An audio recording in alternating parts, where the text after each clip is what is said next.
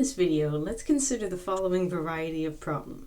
We're given a table of values for a function, and we're asked a couple of questions about the function in this table. One, is the growth that we're seeing in this table linear, exponential, or neither? If the growth is linear, what is the slope? And if the growth is exponential, what's the base?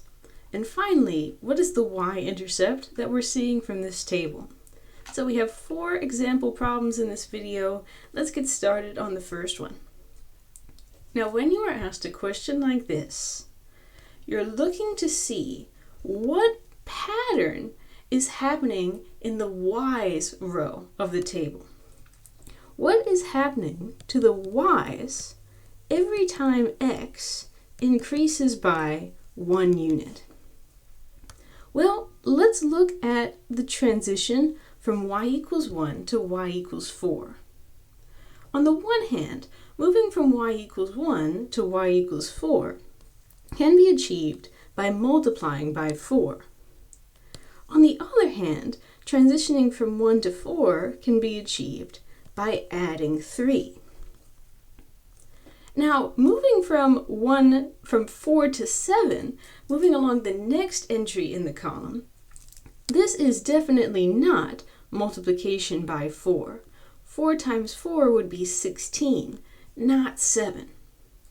However, if we add 3, 4 plus 3 does equal 7. And 7 to 10 can be achieved by adding 3. And 10 to 13 can be achieved by adding 3. So what do you think? Based on this table, based on the fact that we are adding 3 every time we move from one y value to another in this table, is the growth linear, exponential, or neither? The growth here is linear.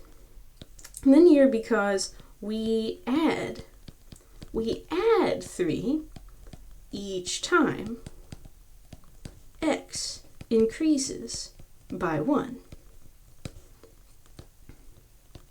Because we add 3 instead of multiplying, this growth is linear.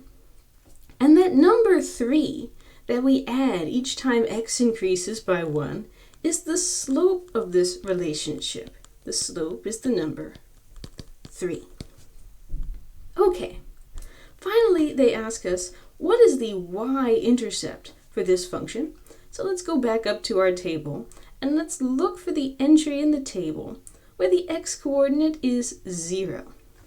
And we achieve a corresponding y value of y equals 1.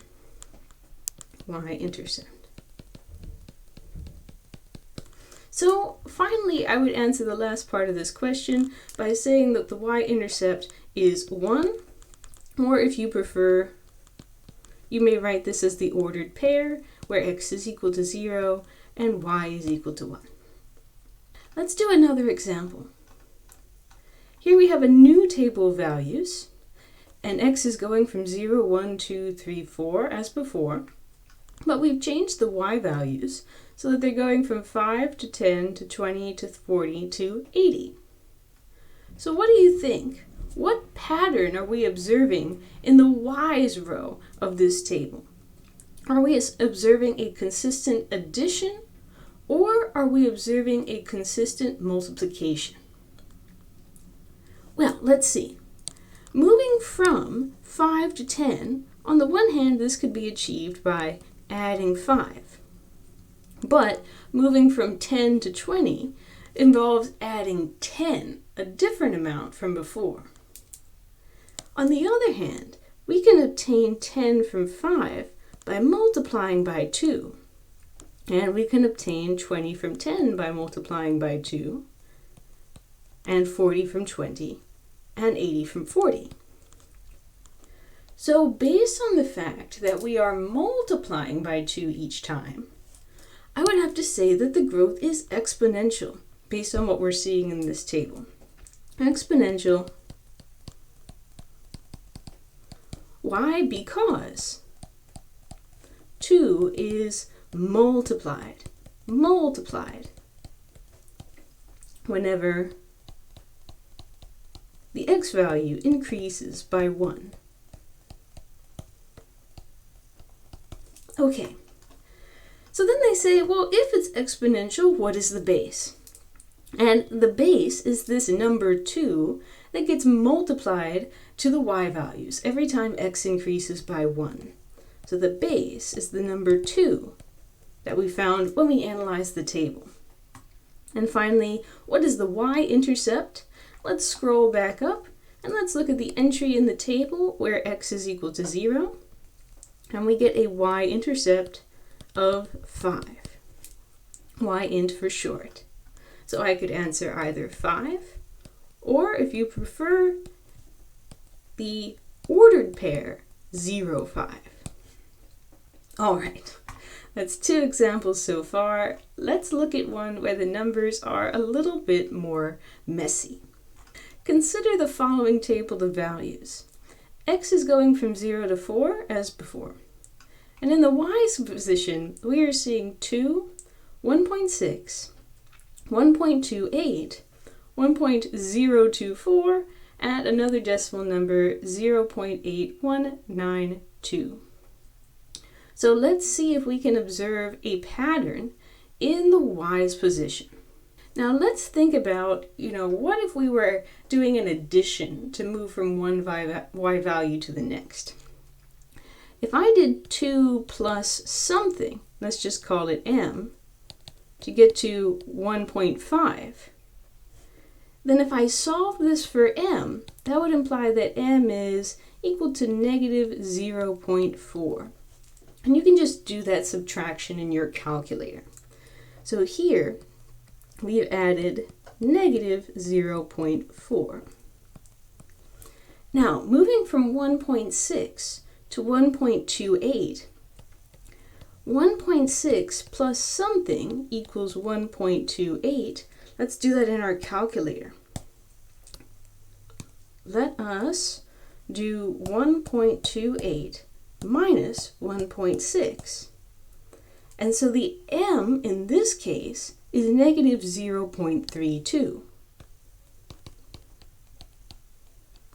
So this would be the number that we would add moving from the second y to the third. Okay, so we have an inconsistency there.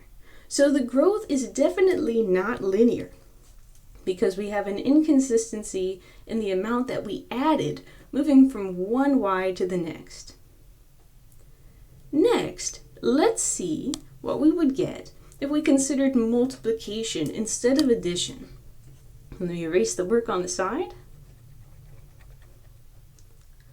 And let's think about, okay, well, what if we took 2 and multiplied some quantity to get 1.6? What number would we have to multiply to 2 in order to obtain 1.6? So let's bust out the calculator one more time. We have 1.6 divided by 2 to get b. So b is equal to 0.8 in this case. And so, moving from 2 to 1.6 can be obtained by multiplying by 0.8. All right, what about the next row in the column? The next column in the table, I should say. 1.6 times what would give us 1.28, the next y? So, let's bring out the calculator and let's do 1.28 divided by 1.6. And we have again b equals 0.8. That's looking great. That looks consistent with what we had before. Times 0.8.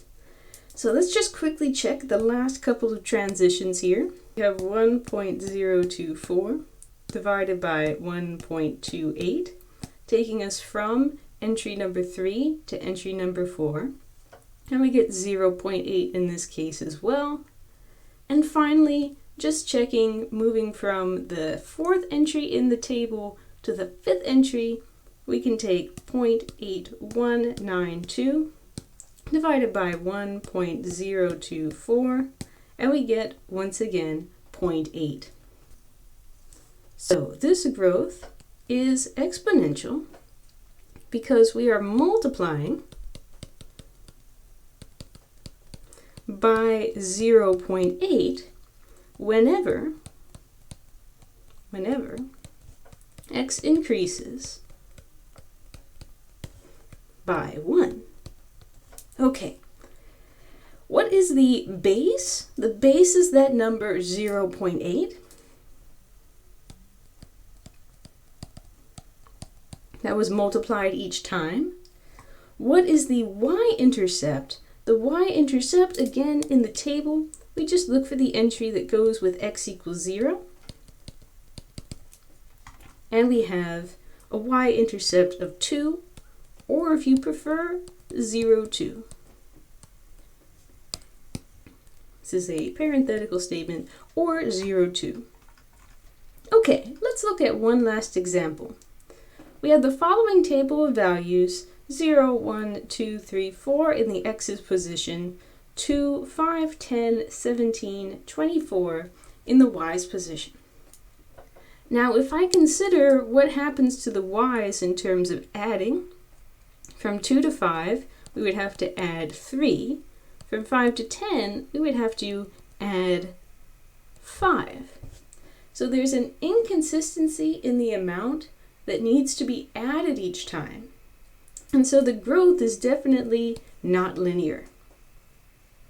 Now let's consider what would happen if we thought about the amount multiplied. So if I took 2, multiplied it by something, hoping to obtain 5, then let's do a quick check. The number that I multiply would have to be 2.5. B equals 2.5. But moving from 5 to 10, involves multiplying by 2. So there is also an inconsistency in the amount multiplied to y each time, which means this growth is definitely not exponential either. So we would have to say that the growth is neither linear nor exponential, because the amount added and the amount multiplied are both inconsistent.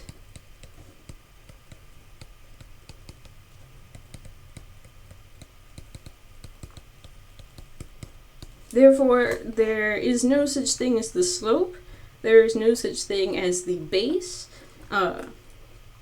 So I guess this is just NA, not applicable, because we don't have either linear or exponential growth. And finally, what is the y-intercept?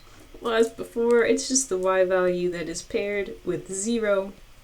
So we would once again have y equals 2, or we would have the ordered pair 0, 2.